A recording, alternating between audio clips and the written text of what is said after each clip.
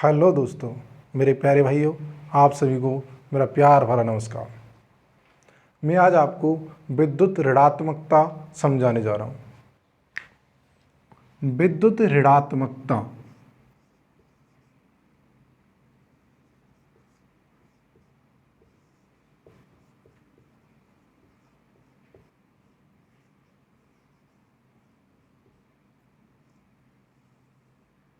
विद्युत ऋणात्मकता जैसे कि आपने देखा होगा, जैसे कि H2O,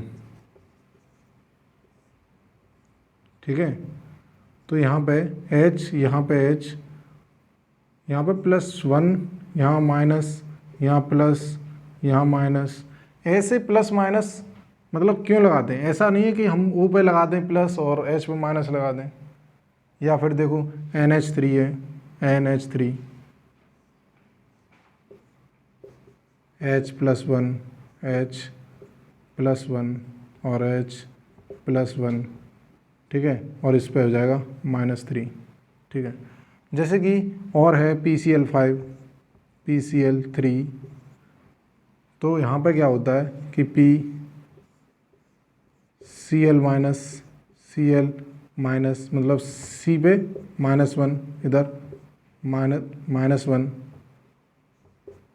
और Cl-1 इस पे प्लस में आ जाएगा, ठीक है। तो जो नेगेटिव ज़्यादा है वो नेगेटिव चार्ज आ जाता है। जैसे कि हम इस पे यहाँ पॉजिटिव ऐसे चार्ज के हिसाब से लगाएं तो यहाँ चार्ज देखा होगा आपने, ऐसे इस पे चार्ज, यहाँ पे चार्ज, ये चार्ज, ये चार्ज और ये भी चार्ज, ठीक है। ये चार्ज, ये चार्ज, ठीक है। और इस पर आ जाएगा नेगेटिव चार्ज, ठीक है। ऐसे करके partial negative charge, partial positive charge, ठीक है। तो इसके लिए विद्युत ऋणात्मकता, एक पॉलिंग ने स्केल दिया था विद्युत ऋणात्मकता का। तो हाइड्रोजन का 2.1, इसके बाद हम लिथियम, ठीक है। जैसे कि फ्लोरीन है, फ्लोरीन का 4 होता है, B boron, carbon, boron, carbon, nitrogen, oxygen. इसका होता है 3.5, इसका होता है 3, इसका होता है 2.5, 2, यहाँ Be 1.5, Li 1, ठीक है। कहीं कहीं 0.9 दे रखा है, या आप एक ही लिख दें सीधे, एक, ठीक है। Na है, Na 0.9, Mg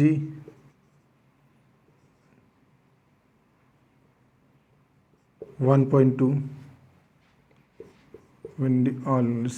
Si phosphorus, sulphur, chlorine, chlorine 3, 2.5, ठीक है।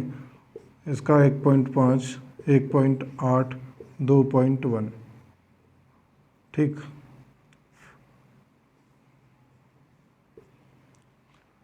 देखो यहाँ पे हो गया। अब इसके बाद में जैसे कि अगर नीचे जाएं तो अलीना करें, रव से फरियाल, ठीक है। तो यहाँ पे 0.8, 0.8 और 0.7। यहाँ पे chlorine, fluorine, chlorine, bromine, iodine और एस्टेटाइन। देख पा रहे हो भाई? ब्रोमीन, आयोडीन और एस्टेटाइन 2.2, 2.5, 2.8, ठीक है। ये सामने लिख दिया है, ठीक है। नो, ठीक है। मतलब कि जैसे कि हमने अभी जो लिखा है, अब यहाँ से ही अब आप देखोगे कि यहाँ पे पहला वर्ग ये हो गया, पहला वर्ग है, ठीक है। वर्ग इस मतलब मैंने पहली वीडियो में पढ़ाया है कि एक वर्ग 18 है, ठीक है। तो एक पहला वर्ग ये हो गया, दूसरा ये, ऐसे ही बीच में 3 से लेके 12 तक डी ब्लॉक वाले।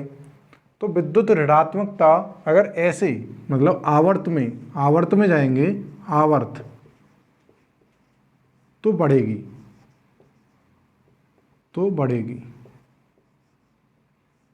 ठीक है। और अगर नीचे ग्रुप में जाओगे, ग्रुप में इधर लिख दो यार, उधर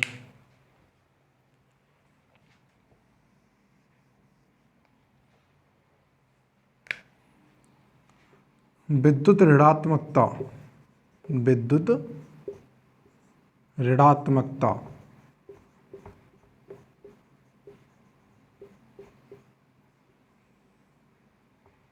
विद्युत ऋणात्मकता अगर आप ऐसे जाओगे आवर्त में बाईं ओर से दाईं ओर जाओगे, ठीक है, लेफ्ट टू राइट आवर्त, तो बढ़ती है। मैंने लिखा ये बढ़ती है। ठीक है, सही से ना देख पा रहे,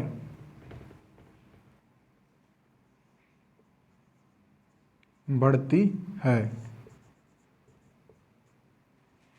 और अगर आप नीचे जाओगे वर्ग में तो घटती है।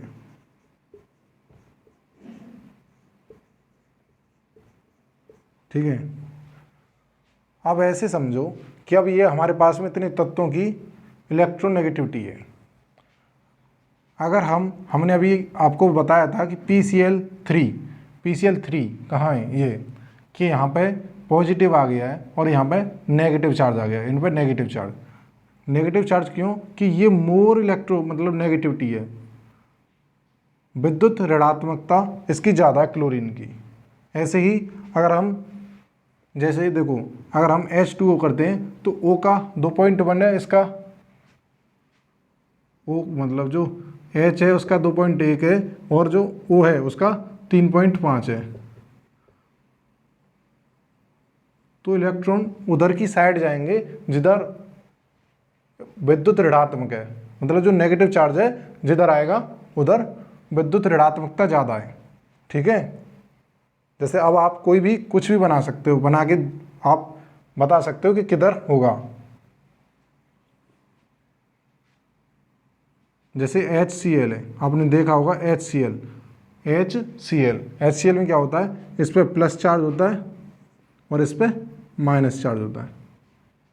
या फिर आप ये समझ लो कि जहाँ आयनिक बॉन्ड बनते हैं, आप पढ़ोगे आयनिक बॉन्ड, वहाँ पे इलेक्ट्रॉन ऋणात्मकता ही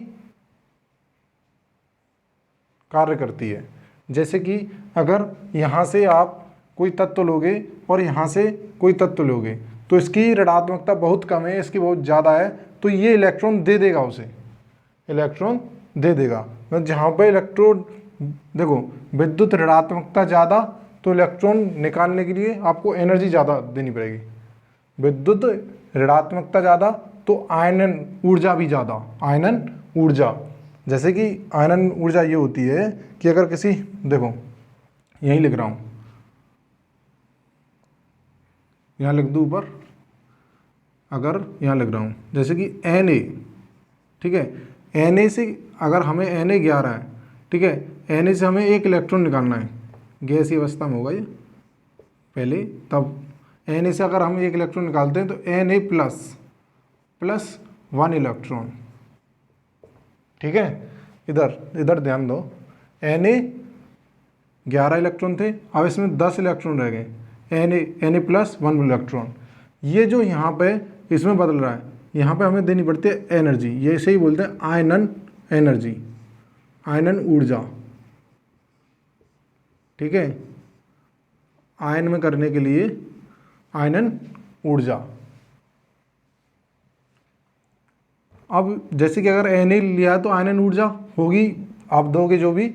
अगर हम Na की जगह अगर कोई दूसरा ले लें, अगर O ले लें या कार्बन ले लें, देखो जैसे कि अगर यहीं पे दोबारा से देखो Na गैसियस और यहाँ से Na प्लस किया है, प्लस 1 इलेक्ट्रॉन। ठीक है, यहाँ पर 10 इलेक्ट्रॉन रह गए। ये यहाँ हमें एनर्जी देनी पड़ेगी, ऊर्जा, ठीक है, ऊर्जा देनी पड़ेगी। अब इस ऊर्जा को ही बोलते हैं आयनन ऊर्जा। अगर दूसरा कोई हमने ले लिया कि कार्बन के पास में 6 इलेक्ट्रॉन है गैसियस स्टेट में, अवस्था में, और C5 कर दें, या फिर पहले इसके बाद में दूसरा Na के बाद में Mg, Na के बाद में है Mg 12 जी ऊर्जा देंगे, और Mg plus 11 electron plus 1 electron, ठीक है। तो यहाँ पे जो Na मतलब ये आयनन ऊर्जा, यहाँ पे देखो Na का 0.9 इलेक्ट्रोनेगेटिविटी 0.9, Mg का 1.2, इससे तो ज़्यादा है, Na से ज़्यादा है। तो हमें Na के 1 इलेक्ट्रॉन निकालने में जितनी एनर्जी देनी पड़ेगी उससे ज़्यादा एनर्जी देनी पड़ेगी Mg को 1 इलेक्ट्रॉन निकालने में। अगर हम Na से 1 इलेक्ट्रॉन निकालते हैं जो ऊर्जा दे रहे हैं, ठीक है, और Mg से इलेक्ट्रॉन निकालने के लिए जो ऊर्जा दे रहे हैं, तो ऊर्जा जो Na की होगी, आयनन एनर्जी, Na आयनन एनर्जी, आयनन ऊर्जा कम होगी किससे? Mg से।